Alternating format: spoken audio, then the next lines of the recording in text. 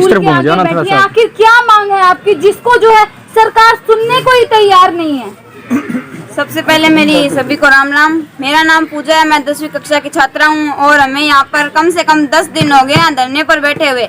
School के अंदर शिक्षक नहीं है, द्वार्षिक परीक्षा सर पर है, लेकिन हम करें क्या? पेपर आ रहे हैं सर पर, क्या लिखेंगे पेपर में? सरकार ने हमारे शिक्षक बेच दिया, खा गई है वो। विदेशों में जाने की तैयारी है हम सभी की, लेकिन सरकार को भी एक बता दो कि हम विदेशों में आसानी से नहीं जाने देंगे। हम खेरमपुर गांव की बेटियां वो शेरनी है कि उनको पता नहीं कि उनका डटकर सामना करेंगे। हम विदेशों तक भी नहीं जाने देंगे उनको। वो क्या सोचते हैं हमको शिक्षक भेज देंगे, अनपढ़ करेंगे उनको? उन्होंने नारा तो दे ही रखा है, घर घर भगवा, हर हर भगवा। भगवा तो धारण कर लिया, रोड पर जाके बैठ जाओ, मंदिरों में जाके बैठ जाओ।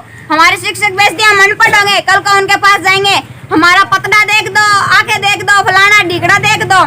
उनको रोड पर जाके बैठ जाना चाहिए। आजकल तांत्रिक बैठे हैं, जगह जगह बैठे हैं, वहाँ भी उनको साथ में बैठ जाना चाहिए। हम हमारे शिक्षक भेज दिए, हम अनपढ़ होगी तो उनके पास आएंगी, उनको विदेशों में जाने की तरह, लेकिन उनको बता दे कि हम विदेशों में नहीं जाने देंगे उनको। ऐसे हम नहीं है, हम खेरमपुर गांव की वो शेरनी है जो उनके सामने आवाज उठाएंगी, उनके सामने बोलेंगी, उनको जाने नहीं देंगे कहीं भी। जब तक हमारे शिक्षक नहीं होंगे हम हिलने भी नहीं देंगे उनको। तो जो बेटी बचाओ बेटी पढ़ाओ का नारा जो है आज क्या रूप ले गया है? बेटी बचाओ बेटी पढ़ाओ क्या नारा आप भी देख रहे हैं और हम भी देख रहे हैं। बेटी कहाँ बचा रहे हैं? बेटी बचा रहे हैं हमारे माँ बाप नहीं है, हमारे गांव वाले हैं। हम बेटियों के हाथ तो लगा के देखो, फिर बताएंगे बेटी को कैसे बचाते हैं, कैसे क्या करते हैं। बेटी पढ़ाओ सरकार शिक्षक बेचकर खा गई है, अन्नदाता को बेच दिया, नौजवान को बेच दिया, लेकिन एक भावी निर्माता को बेचने नहीं देंगे हम नहीं बेचने देंगे। बेटी बचाओ बेटी पढ़ाओ का नारा सरासर झूठा है। सरकार ने और भी नारा दिए, बेटी है अनमोल, आपकी बेटी हमारी बेटी। उन्होंने हमें अपना कब समझा? अपना समझा होता तो हम यहाँ रोड पर नहीं बैठे होते, हम स्कूल के अंदर कक्षा के अंदर शिक्षा ग्रहण कर रहे होते, यहाँ रोड पर नहीं।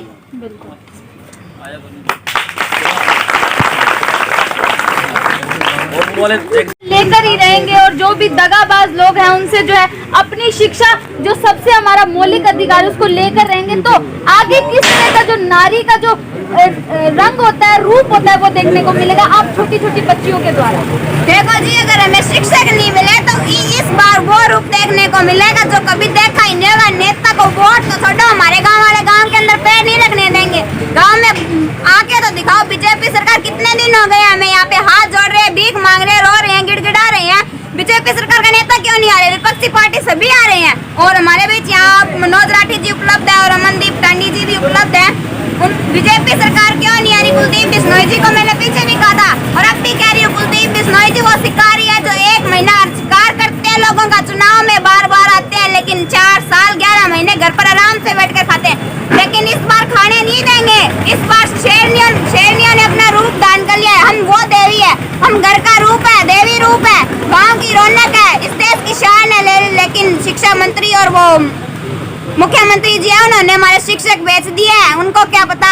हमारे माता बहन भाई जिन्होंने भी मतदान किया था उनकी गलती थी कि एक चाय बेचने वाले को तो उन्होंने प्रधानमंत्री बना दिया और एक पकौड़े बेचने वाले को उन्हें मुख्यमंत्री बना दिया और एक टॉफी बेचने वाला वो शिक्षा मंत्री बने बैठा है। उसको क्या पता कि बेटियां क्या है, शिक्षक क्या है, उनको क्या पता? हमें शिक्षक चाहिए, किसी कीमत पर लाके दो। कहाँ पर लाके दो? कुलदीप बिश्नोई जी मंदिर में 5-5 लाख रुपए दे रहे हैं, क्या वो हमें शिक्षक नहीं दे सकते? क्यों नहीं दे सकते? उनको यहाँ पे आना चाहिए, अभी आओ, इस टाइम आज के दिन आना चाहिए उन्होंने, वरना इस बार गांव में घुसने नहीं देंगे। आज कितने दिन हो चुके हैं और आखिर अब कब तक आपका जो साहस रहेगा यहाँ पर बैठने का? जब तक शिक्षक नहीं आएंगे हम यहीं से हिलने वाले नहीं है। हम भी यही कहते हैं, जब तक शिक्षक नहीं आएंगे अब तक हम कभी नहीं लेंगे और हम शिक्षकों को तो आना ही पड़ेगा। कुलदीप बिश्नोई वोट मांगने के लिए तो बहुत जल्दी आ जाते हैं, अब क्यों नहीं आ रही है? अब कहाँ गई वो? शिक्षक बिना शिक्षा नहीं और शिक्षा बिना जीवन नहीं, इसको लेकर क्या कहेंगी? हाँ, सच है कि शिक्षक नहीं है तो हमें शिक्षा कैसे ग्रहण करेंगे? अब हमारे पेपर आए हुए हैं, अर्धवार्षिक परीक्षा आई हुई है, तो हमें शिक्षकों की तो जरूरत है ही। हमारा बहुत सा सिलेबस है वो पेंडिंग है, हम पेपर में क्या लिखेंगे? जी, मेन सब्जेक्ट है जी उनका, कोई भी सिलेबस पूरा नहीं है, 50% भी नहीं है। इंग्लिश और जो हमारे मैथ है उनके कुछ भी पूरा नहीं है।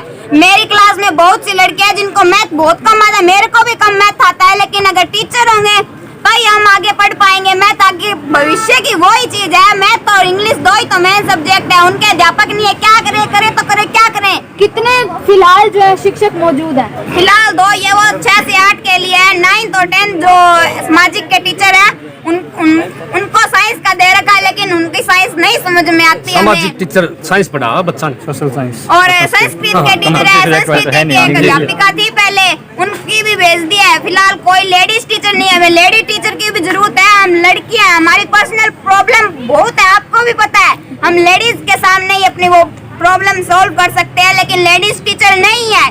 पहले भी एक जेंट्स टीचर ज्यादा थे और लेडीज टीचर कम है, और अब है ही नहीं। 2 टीचर है, वो भी नहीं पढ़ा रहे, कभी आते हैं कभी नहीं आते।